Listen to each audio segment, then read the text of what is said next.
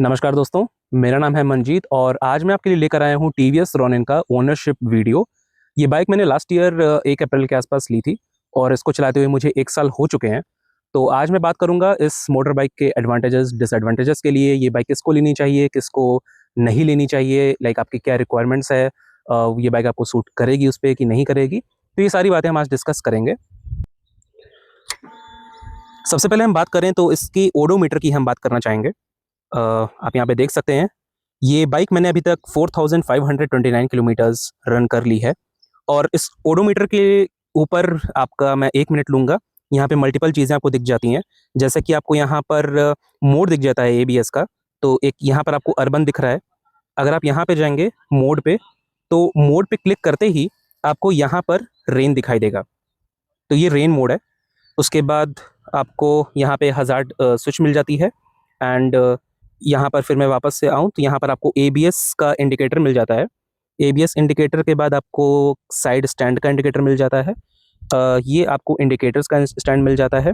जब आप bike start करेंगे तो उसके बाद यहाँ पर आपको हेडलाइट्स, फ्यूल एंड यहाँ पर आपको गियर पोजीशनिंग का मिल जाता है और यहाँ पर आपको नंबर्स मिल जाएंगे लाइक 1।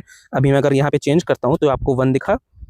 ये आपको अभी बाइक स्टैंडिंग पोजीशन पे है तो आपको प्रॉपर्ली नहीं बता पाऊंगा। तो यहाँ पर आपको गियर पोजीशन मिल जाता है।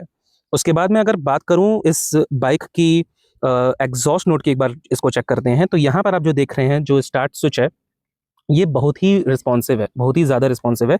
मैं आपको दिखाता हूँ। अभी मैं इसको टच करूँगा तो ये विद इन सेकेंड्स में आपको आपका जो इंजन होता है वो स्टार्ट हो जाता है। जैसे ही मैं प्रेस करूँगा ये बाइक तुरंत स्टार्ट हो जाती है। लाइक रिस्पॉन्स टाइम बहुत ही सही है। बाकी आपको इसका एग्जॉस्ट नोट एक बार मैं सुना देता हूँ।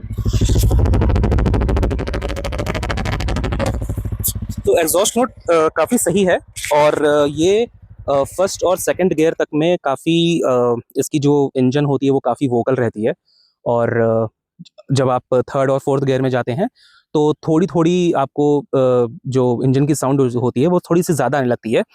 और मुझे इसमें एक कमी ये लगती है कि इस बाइक में वैसे तो 5 गियर दिए गए हैं, बट जब आप हाई स्पीड्स पर जाना चाहते हैं वहाँ वहाँ पर आपको 6th गियर की कमी ज़रूर महसूस होती है और फिर आपको फील होता है कि अगर 6th गियर इसमें मिलता तो आपकी स्पीड थोड़ी सी और बढ़ सकती थी। बाय द वे, इसकी जो टॉप स्पीड मैंने अभी तक अचीव की है, मैं किसी को रिकमेंड नहीं करूँगा कि आप उतनी स्पीड पर चलाएं, बट ये बाइक 142 तक जाती है। बट ये स्पीड मैं किसी को भी रिकमेंड नहीं करूँगा। आपको अगर बाइक को अगर आपको अच्छे से मेंटेन करना है, अगर आपको सर्विस में कोई प्रॉब्लम नहीं चाहिए, बाइक के साथ कोई प्रॉब्लम नहीं चाहिए, तो मैं आपको रेकमेंड करता हूँ 40 to 60 के बीच में अगर आप चलाते हैं तो आपको माइलेज प्लस आपकी बाइक की जो कंडीशन रहेगी वो भी काफ़ी सही रहेगी।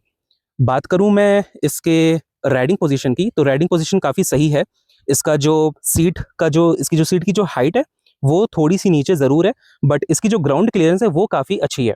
अगर मैं कॉम्पिटिटर्स राइवलरी से बात करूँ तो ग्राउंड क्लियरेंस आपको यहाँ पे काफ़ी ज़्यादा मिलती है, जो कि अगर मैं हंटर से कंपेयर करूँ तो ज़्यादा है इसमें। हालांकि हंटर से कंपैरिजन मुझे उतना सही लगता नहीं, बिकॉज मेन डिफरेंस जो हंटर और टीवीएस रॉनिन का है वो है इंजन कैपेसिटी का। ये रॉनिन जो है वो है 225 सीसी की and Hunter somewhere around 350 CC की आती है। तो बात करूं मैं अगर इनके ब्रेक्स की, तो ब्रेक्स मुझे सही लगते हैं और फ्रंट ब्रेक्स मुझे काफ़ी सही लगते हैं, बट जो पीछे के जो ब्रेक्स हैं वो उतने रिस्पॉन्सिव नहीं है। उनकी जो बाइट है या फिर जो बाइक को रोकने की जो क्षमता है वो थोड़ी कम लगती है मुझे।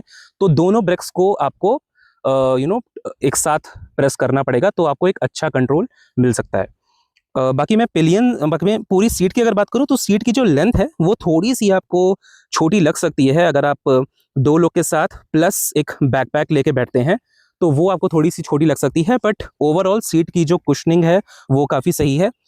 बट ये बाइक अगर आप सोचते हैं कि आपको मोस्टली हाईवेज पर बाइक चलानी है और आपको एक आपको एक काफ़ी ज़्यादा स्पीड में अगर आप बाइक चलाना चाहते हैं तो मैं ये बाइक आपके लिए रिकमेंड नहीं करूँगा।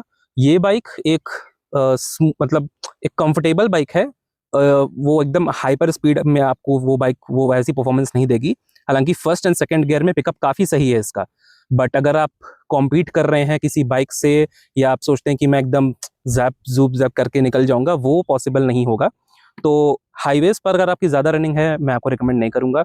और अगर आप सोचते हैं कि मैं बाइक काफ़ी लाइक एकदम टॉप स्पीड में या 150 प्लस 200 के आसपास चलाना चाहूँगा, तो वो भी मैं आपको रिकमेंड नहीं करूँगा। बाकी इसकी बात करूँ मैं, तो जब ये बाइक लॉन्च हुई थी तो इनकी जो एक्सेसरीज़ थी उसमें टीवीएस के पास उतनी एक्सेसरीज़ नहीं थी। तो ये जो आप बैकरेस्ट देख रहे हैं, ये बैकरेस्ट मैंने अभी हाल में ही लगवाया है टीवीएस सर्विस सेंटर से डायरेक्टली, और ये बैकरेस्ट समवेयर अराउंड मुझे 2400 का पड़ा था। तो इन्होंने जो पूरी रेल होती है, ये पूरी रेल चेंज किया है और इसके बाद इन्होंने बैकरेस्ट ये लगाया है।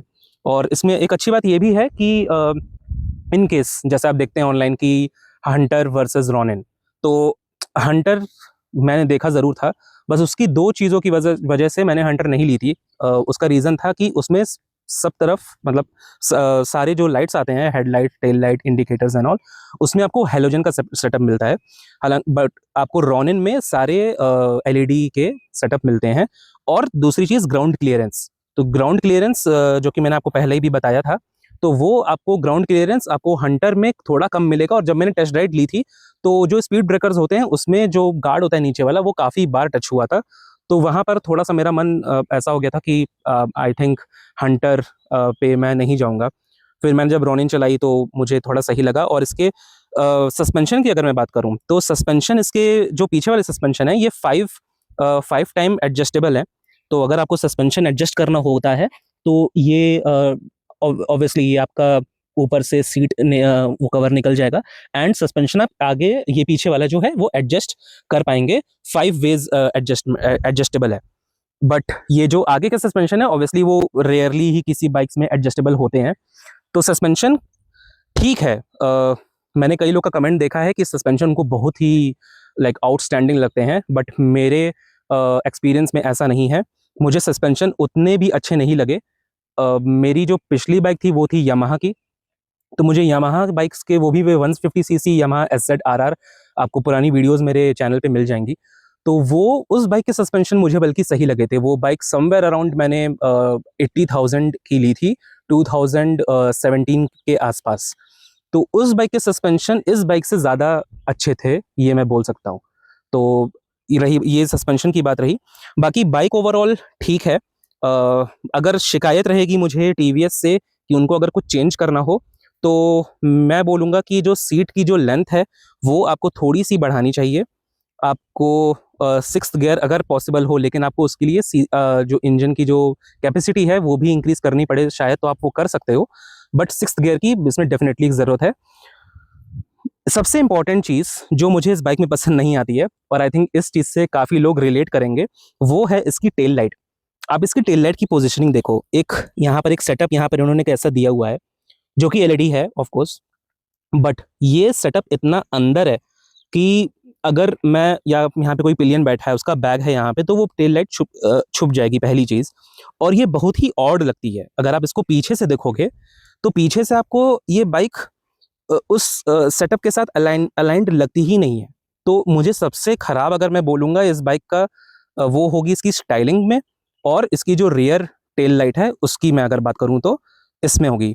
बट अगर आपको वही मैं बोलूँगा कि अगर आप कंफर्टेबल चलाते हैं, आप स्लो चलाते हैं, आपको ज़्यादा रश में नहीं चलाना है, अगर आपको स्टाइलिंग से भी उतनी कोई दिक्कत नहीं आती है, तो आप डेफिनेटली रॉनिन की तरफ जा सकते हैं। टीवीएस की सर्विस की अगर मैं बात करूँ, तो वो सर्विस मुझे काफ़ी सही लगी। मैंने अभी तक इसमें 3 फ्री सर्विस कराई हुई है, जिसमें मुझे ऑलमोस्ट 1000 से 1400 के बीच में का खर्चा आया है, 1000 टू 1400 समथिंग। तो उसमें वो engine oil and chain lubrication, brake pads and all ये सब वगैरह चेंज करते हैं। तो टीवीएस की जो सर्विस की कॉस्ट है, वो काफ़ी आपको लाइक उतनी एक्सपेंसिव नहीं लगेगी। तो ये था ओवरऑल ओनरशिप रिव्यू मेरा 1 साल का। और अगर आपके पास कोई कमेंट्स हैं, तो आप वो डेफिनेटली, अगर आप कुछ पूछना चाहते हैं, तो आप डेफिनेटली कमेंट सेक्शन में पूछ सकते हैं। तो इस वीडियो को अभी यहाँ पर हम एंड करते हैं। बाकी अगर आपको ये वीडियोज़ अच्छी लगी हो, तो प्लीज़ इसको आप एक लाइक दीजिएगा और शेयर करिएगा अपने फ्रेंड्स के साथ जो बाइक को परचेज़ करना चाहते हैं। एंड चैनल को सब्सक्राइब ज़रूर से करिएगा। बाकी मिलते हैं नेक्स्ट वीडियो में। हालांकि मैं वीडियोस नहीं जल्दी बना नहीं पाता हूँ, बट मैं कोशिश करूँगा कि और भी वीडियोस बनाऊँ मैं। और कोई भी फीडबैक हो आपको, आपके फीडबैक्स लाइक मेरे इस वीडियो से रिलेटेड, तो आप डेफिनेटली वो फीडबैक शेयर कर सकते हैं। Thank you guys, thanks a lot for watching.